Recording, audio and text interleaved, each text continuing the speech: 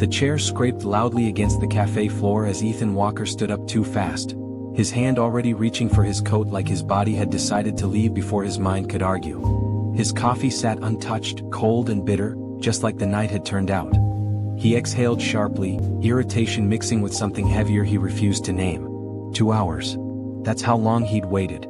He glanced once more at his phone, even though he already knew there would be no new messages. No apology. No explanation. Just silence. Again. Figures, he muttered under his breath. As he turned toward the exit, a small hand grabbed the sleeve of his coat. Hey, wait. The voice was small but confident, the kind that didn't ask permission to exist.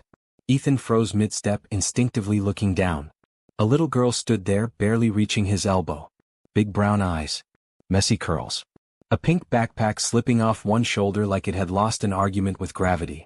You're leaving too fast, she said. Ethan blinked. What? She squinted at him, studying his face like she was solving a puzzle. You look like someone who forgot how to smile. The words landed harder than any insult ever could. For a moment Ethan couldn't speak. His mouth opened then closed. His chest tightened in a way he didn't appreciate being noticed. I didn't realize I was supposed to, he finally said. She nodded seriously as if that confirmed something important. Yeah, that happens. He let out a short, surprised laugh before he could stop himself. It sounded unfamiliar in his own ears. Does it? Hum. She pointed at the empty chair. You should sit back down. Leaving angry makes your night worse. Ethan looked at the chair. Then at her. Then around the cafe, half expecting someone to rush over and scold him for talking to a stranger's child. No one did. Against his better judgment, he pulled the chair back and Saturday, what's your name? Luna. She climbed into the seat across from him like she'd done this 100 times before. I'm 7. Almost 8. But 7 sounds cooler. Does it? Ethan asked. Yeah. 8 sounds like homework. He smiled despite himself. I'm Ethan. I know. You do. She nodded, tapping her head. You look like an Ethan. He raised an eyebrow. Is that good or bad? Neutral, she said thoughtfully. But fixable. That made him laugh again, this time longer. Something warm stirred in his chest, unwelcome but undeniable. Luna unzipped her backpack and pulled out a sketchbook covered in stickers. She flipped it open and shoved it toward him. Want to see? Before he could answer, she began turning pages. Stick figures. Houses with crooked roofs. A woman holding a smaller girl's hand. Crayon suns smiling too wide. That's my mom, Luna said, pointing. Her name's Elena. She works a lot. Ethan nodded. These are really good. I know, she said easily. I'm going to be famous. Or maybe a teacher. Or both. That's ambitious.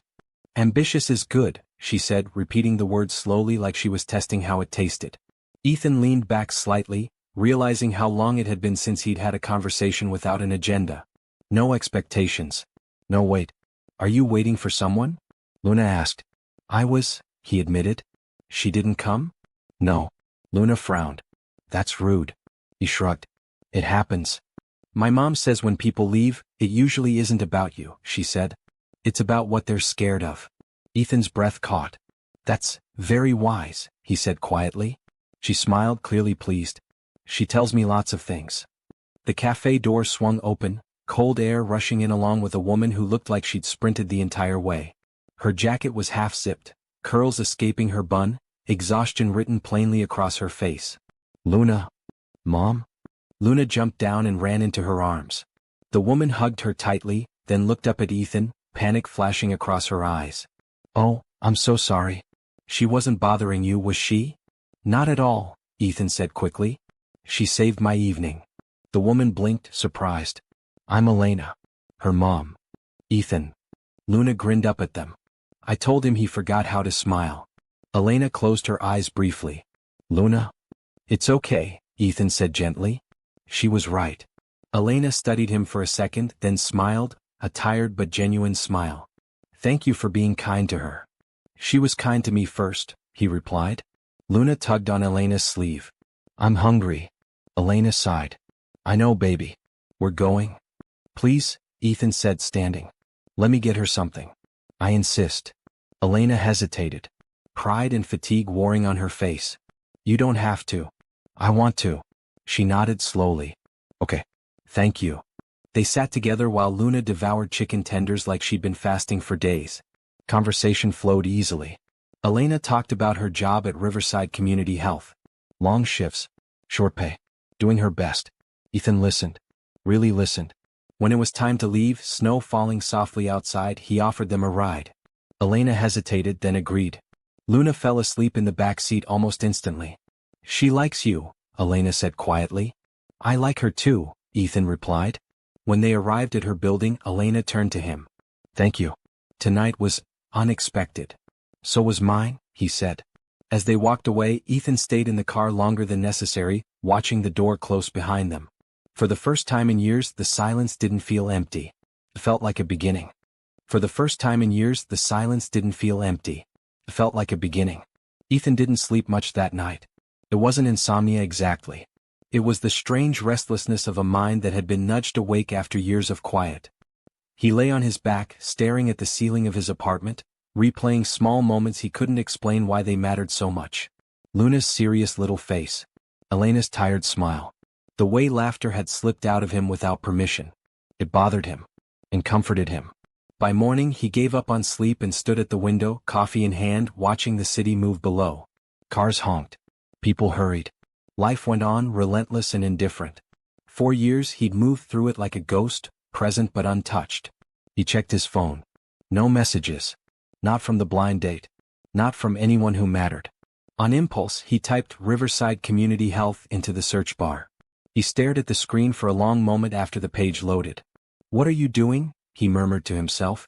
But he already knew the answer. By noon, Elena was finishing paperwork when her phone rang. She frowned at the unfamiliar number, debating whether to ignore it. She was tired. Her feet hurt. And unexpected calls usually meant problems. Hello, she said cautiously. Hi Elena. This is Ethan Walker. From the café. There was a pause. Oh, hi. I hope this isn't inappropriate, he said quickly. I've been thinking about our conversation. About your work. Your schedule. She leaned back in her chair. Okay. I have a company, he continued. Walker Solutions Group. We have an opening in our employee care unit. Flexible hours. Good pay. I thought you might be interested. Silence stretched between them. You're offering me a job, Elena said slowly, because my daughter talked to you while you were stood up? Ethan exhaled. I'm offering you a job because you're qualified. And because I think good people deserve support. Her jaw tightened. I don't need charity. I know, he said. That's why I'm not offering it. Another pause. Longer this time. When would you want me to start? She asked quietly. Ethan smiled. 3 days later, Elena walked into Walker Solutions Group with her shoulders squared and her nerves humming. The building was intimidating, glass, steel, quiet confidence. She adjusted her bag and reminded herself she belonged here. Ethan met her in the lobby. You didn't have to come down yourself, she said. I wanted to, he replied. Her first week was overwhelming. New systems. New faces. But something surprised her. People were kind. Genuinely. Not forced. And Ethan wasn't distant like she'd expected. He checked in without hovering. Offered help without control. On Friday afternoon the elevator doors opened and Luna stepped out holding a rolled-up piece of paper. Mr. Ethan, she called, marching toward his office like she owned the place. He looked up and laughed. What do we have here? She unrolled the paper dramatically. It's us. You, me and Mommy. He studied the drawing, throat tightening. It's perfect. You're tall because you have clicky shoes, she added. Clicky shoes? Yeah. Important people have clicky shoes. He laughed again. Elena appeared in the doorway mortified. I'm so sorry. She insisted. It's the highlight of my week, Ethan said honestly. Days turned into weeks. Weeks into months. Ethan found himself lingering near Elena's department. Finding excuses to ask questions he already knew the answers to. She noticed. Pretended not to. One evening they worked late. Luna sat in a corner coloring, humming softly. You don't have to stay, Elena said. I know you hate late nights. I don't hate them, Ethan replied. I hate empty ones. She looked at him then really looked at him. You lost someone. It wasn't a question. Yes, he said. A long time ago. She must have been important. She was everything. They stood in silence, the weight of honesty hanging between them. Later, as Luna slept on the couch, Elena stepped outside onto the balcony for air. Ethan joined her. You still love her, Elena said quietly. Yes. I'm not afraid of that, she said. But I can't be a replacement. You're not, he said immediately. You're different. She nodded, relieved. The moment stretched. Too close. Too charged. Elena stepped back. We shouldn't. I know, Ethan said. I'll wait. Months passed. No rush. No pressure. Just presence. Then one evening as they walked along the river, Ethan stopped. Would you like to go on a real date? He asked. Just us. Elena smiled, heart pounding. Yes. And for the first time it felt right. Their first real date didn't feel dramatic. There were no grand gestures, no sweeping declarations. And somehow that made it more important. Ethan picked Elena up just after sunset. When she opened the door, he hesitated for half a second longer than necessary. She looked different. Not dressed up in anything extravagant, just a simple dress and a quiet confidence that came from knowing she hadn't compromised herself to be there. You look nice, he said. She smiled. You clean up well yourself. Luna peeked out from behind her leg. Be back before 10, she said sternly. Ethan chuckled. Yes, boss. The date was easy. Too easy. Conversation slipped from work to childhood to fears neither of them usually spoke out loud. They laughed more than they expected. At one point, Elena stopped mid-sentence and shook her head. What? Ethan asked. I just realized something, she said. I didn't spend this entire dinner worrying about tomorrow. He nodded. Neither did I. When he drove her home, they sat in the car for a moment, neither quite ready to move. I had a good time, she said. So did I. When he leaned in to kiss her, she didn't pull away this time. It was gentle. Careful. The kind of kiss that acknowledged history instead of erasing it. From then on things changed slowly. And then all at once. Weekends became shared meals. Luna insisted Ethan learn how to make pancakes properly. He failed repeatedly. You're doing it wrong, she scolded, hands on her hips. I'm doing my best. That's not the same thing. Elena laughed so hard she had to sit down. At work, whispers started. Nothing cruel but noticeable. Ethan heard them and addressed it head-on. Clear boundaries. Transparency. No favoritism. Elena appreciated that more than he knew. One afternoon, Rachel, Ethan's sister, stopped by unannounced. She froze when she saw Luna sprawled on the office couch, coloring. Ah, Rachel said slowly. Did I miss something? Luna looked up. You must be his sister. You look bossy but nice. Rachel burst out laughing. Later, alone with Ethan, Rachel grew serious. You're different. I know. I like it, she said softly. She would too. Ethan swallowed. I hope so. Life wasn't suddenly perfect. There were bad days. Elena worried about depending on him too much. Ethan worried about losing again. The real test came 6 months later. Ethan had a rough day. A board meeting. A deal gone sideways. The old instinct to retreat flared hard. He didn't answer his phone. By the time he realized it was too late. Elena was standing outside his apartment, Luna asleep in the car. You scared me, Elena said, trying to keep her voice steady.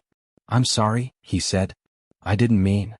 You disappeared, she interrupted. That's not fair. He ran a hand through his hair. When things get hard, I shut down. I don't want to drag you into that. You don't get to decide that alone, she said, eyes shining. We don't disappear from people we love. The word hung there. Well, Ethan nodded slowly. You're right. That night they talked until dawn. About fear. About loss. About choosing to stay. A year passed. On Luna's birthday, Ethan planned a picnic in the park. Balloons. Cupcakes. Too many gifts. This is the best birthday ever, Luna announced proudly. As the sun dipped low, Ethan took Elena aside. I never thought a missed blind date would lead me here, he said. She smiled. Funny how life works. I have something to ask you. She already knew. When he dropped to one knee, Luna gasped dramatically. Yes, Elena said through tears. Before you even finish. The wedding was small. Warm. Full of laughter. Luna walked down the aisle scattering petals with purpose. Years later, as Ethan stood on the balcony holding his newborn son, Elena leaning against him, he whispered, I thought my life ended in a café. She smiled. It started there. And somewhere inside he heard a small voice again reminding him how to smile. The first months of marriage didn't feel like fireworks. They felt like learning. Learning how to share space. Learning each other's quiet moods. Learning how to argue without running. Ethan learned that Elena folded laundry when she was anxious. Elena learned that Ethan went silent when he was overwhelmed, not because he didn't care, but because he cared too much and didn't know where to put it. Luna learned that having two adults around meant twice the rules and twice the love. Or her, Luna agreed. But I get to name them. The pregnancy wasn't easy. There were sleepless nights and quiet fears. Ethan attended every appointment, held Elena's hand through every doubt, and learned that strength sometimes looked like listening. The day the baby arrived, the world narrowed to a single room. Ethan held his son for the first time, his hands trembling, his heart full in a way he hadn't known was possible. Luna stood on her tiptoes to look at her brother. "He's tiny," she whispered.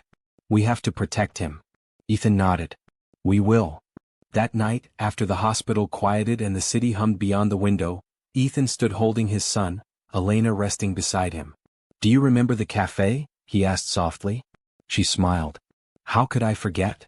I thought that night was proof I was done," he said. "That love had already passed me by." "And now?" she asked. "Now I know it just took a different shape." Years passed gently. Luna grew taller, wiser, still honest in a way that disarmed adults. The baby learned to walk, then run, chasing laughter through halls that once echoed with silence. Ethan never forgot who he'd been. But he no longer lived there.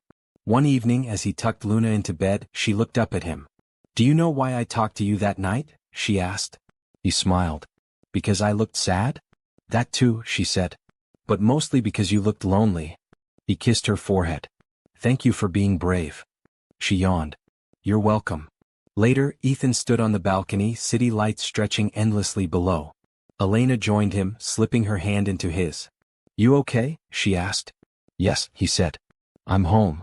And for the first time in his life, the word meant more than a place. Sometimes love doesn't arrive loudly. Sometimes it doesn't knock at all. Sometimes it taps your sleeve and tells you the truth you've been avoiding. And if you're lucky enough to listen, it can change everything. If this story moved you, don't forget to like the video, subscribe to the channel, and share your thoughts in the comments. Your support helps more stories like this reach the people who need them most. Thank you for listening. And remember, sometimes hope begins with a whisper.